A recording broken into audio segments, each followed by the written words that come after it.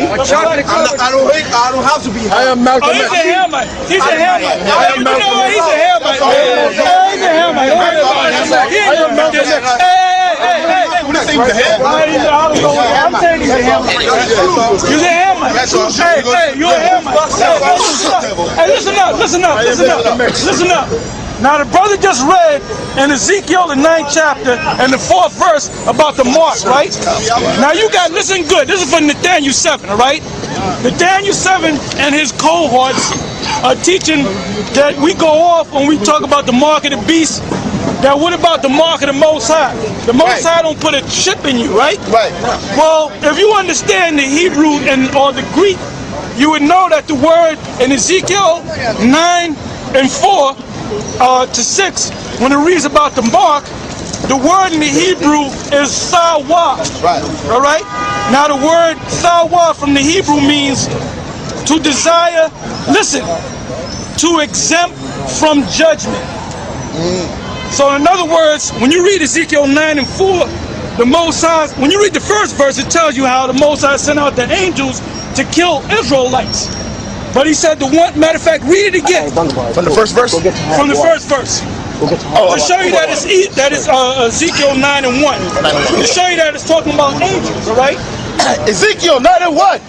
He cried also in my ears with a loud voice, saying, cause them that have charge over the city. Those are the angels, all right? Go ahead. To draw near, even every man with his destroying weapon in his head. Go ahead. And behold, 6 men came from the way of the higher gate, which lieth towards the north, and every man a slaughter weapon in his head. These wasn't men, these were angels. When you read the whole story, you see that they're angels, because angels had come in the form of men. That's the first chapter. Angels come in the form of men. All right? Go ahead. And one man among them was clothed with linen, with a writer's inkhorn by his side. He's wearing linen, so it ain't talking about the white man. Go ahead. And they went in and stood beside the brazen altar. And the glory of the God of Israel was gone up from the cherubim to the cherub, whereupon he was to the threshold of the house. And he called to the man clothed with linen, which had the writer's inkhorn by his side. And the Lord said unto him, go to the midst of the city, through the midst of Jerusalem, and set a mark upon the foreheads of the men that sigh and that cry for all the abominations. These were Israelites back there that was crying and sighing because these Israelites were worshiping Tammuz and the Queen of Heaven. So this is talking about right now too. All right? Read that part again. It says, and the Lord said unto him, go through the midst of the city, through the midst of Jerusalem, and set a mark upon the foreheads of the men that sigh and that cry for all the abominations that be done in the midst thereof. You had Israelites that was with that abomination.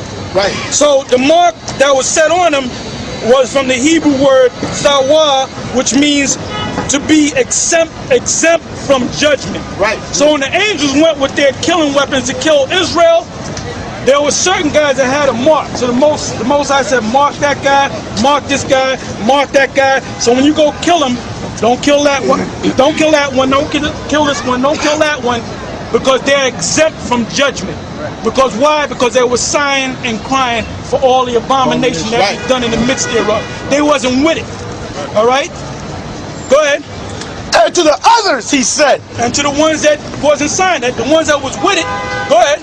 And to the others he said in mine hearing, go ye after him through the city, and smite. Talking about Israelites. Go ahead. Let not your eyes spare. Go ahead. Neither have you pity.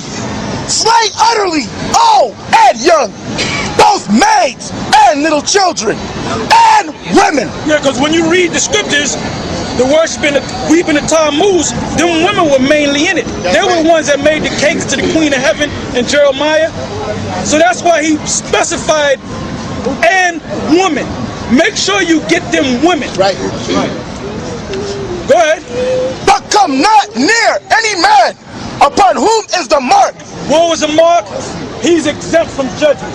He's exempt from judgment. That's right. He's exempt from judgment. Don't touch them guys. Right. Because they wasn't with this bullshit. All right. So now these guys, Nathaniel 7, them clowns down in the desert of Brooklyn, talking about, oh well, that mark in Revelation, you said it's a chip that they put in you. Well, what about the Most High? That's a whole different Hebrew word. It's a different mark. Actually, it's from the Greek word, charagma, from the Greek, which means a stamp, an imprinted mark, right? Yeah. As a mark branded on a horse, to carve, to cut in. Where is that again? Excuse me? What word was that? What's that? What's The word, okay, the word is from a Greek word. When you read, matter of fact, go to Revelation 13 and 16.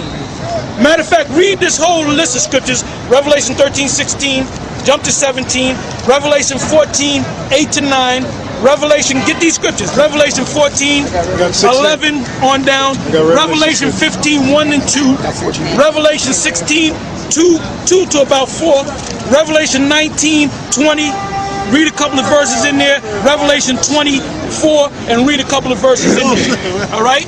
Anytime these scriptures that I called out, if everybody got it, it's all going to use that word mark. And when you go into the Greek, the word there, like I said, is charagma, all right? Like I said, I'm going to say it again, a stamp, an imprinted mark, as a mark branded on a horse, to carve, to cut in. Revelation 13 and 16, right? Yeah, read loud. Revelation 13 and 16. And he causeth all, both small and great, rich and poor, free and bond, to receive a mark in their right hand or in their foreheads, and that no man might buy or sell save he that had the mark, or the name of the beast, or the number of his name. That's plain. What verse you in? 17. All right, now go from there. We don't got to read on. Go to the 14th chapter, 8 and the 9th verse.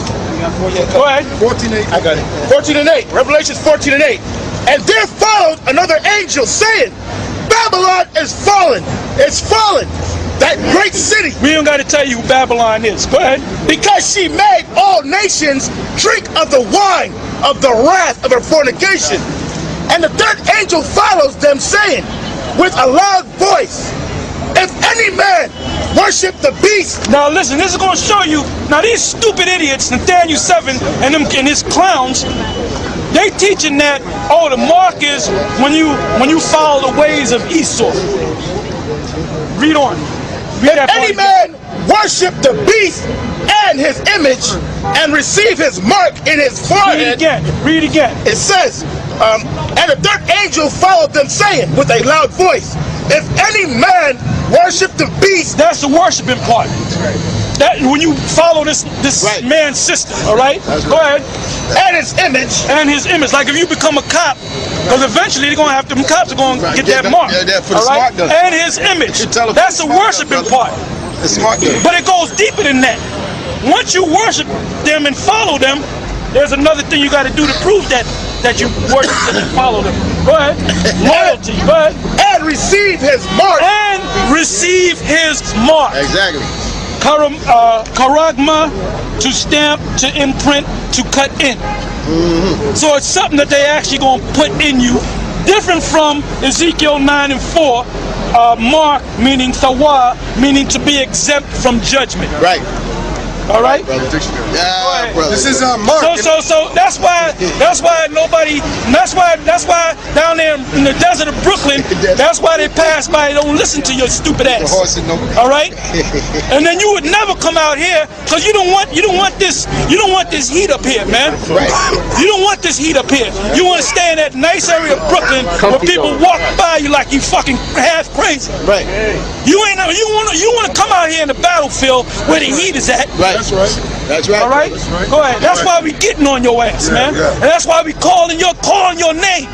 You in Barak Shah talking about you got your fucking house in order. I'm gonna see how much your house is gonna be in order when they start issuing them chips on your ass and your children. I'm gonna see how much in order you are. Now, if you're a man of the Lord, you don't have to worry about that. All right. Go ahead. Go straight to the main point. Go ahead. It says mark, a brand. How dirty is our money. The onset of the coronavirus pandemic is forcing institutions around the world to rethink about one particularly germy surface: cold, hard cash. This is going to be hard to hear, but according to multiple studies, microorganisms found living on the surface of cash and even credit cards range from mouth and vaginal bacteria to flu-like viruses. But what if you can make your daily purchases without touching a thing?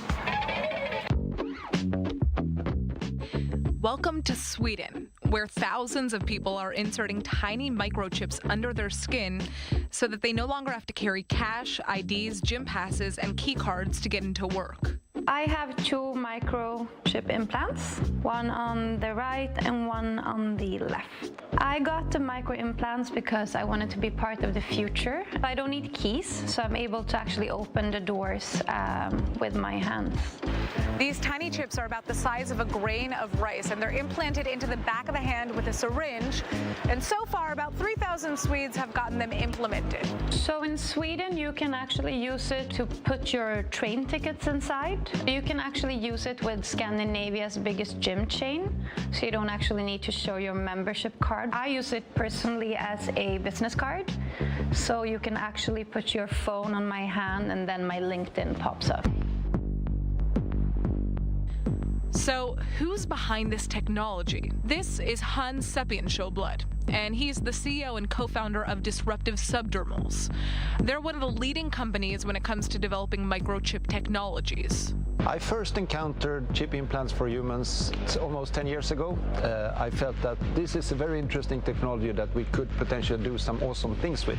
So I bought a bunch online, got together a bunch of friends, and we had our first chip implant party. The number one reason for getting an implant is simply convenience. It allows you to eliminate some of the clutter in your life. Implants can also be used for making payments. For example, here at Epicenter in Stockholm, we use our implants in different vending machines, buying snacks and candy and juices whenever we feel like it. Microchips may sound too futuristic for you, but Sweden is expected to be the world's first cashless economy by March of 2023. But now, microchips could be used for more than just convenience. They have the potential to change healthcare and the way governments are handling the coronavirus crisis. I am convinced that smart implants will provide a marvelous value to people who suffer from different health conditions and need to be able to log their vital parameters on a regular basis.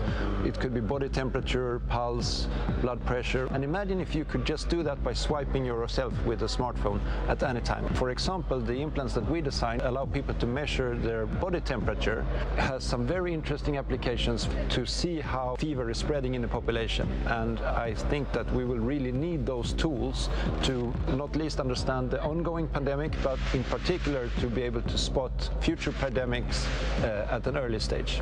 But how safe is your data in a body chip?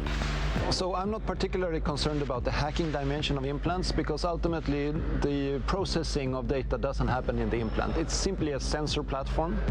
All the processing happens in the smartphone. That's where the data is analyzed and where it's packaged and presented. Cybertech experts still cite potential issues with data handling. If data isn't secure, others can access your info. And once it's out there, it's hard to get back. And in some cases, users could even be giving their data away without even realizing it in the terms and conditions that they sign on their smartphones. But with the way technology is headed, we could see a future where microchip implanting becomes the norm. I believe that I'm going to be able to use my microchips to do payments in the future, identification, tickets. In Sweden, every shop, in every kiosk, in public transport, there are always these touch terminals where people either touch their phone or their wallet with a credit card inside. So this means that the infrastructure for making payments also with an implant are already there. The question is, could this Black Mirror type of technology be implemented in other countries? Han's ultimate vision is to take health microchips to developing countries where healthcare systems are less developed, so that people in remote areas with limited access to hospital facilities can just send their health information to doctors around the world to receive diagnosis. But until that technology is fully developed, would you be willing to get a microchip?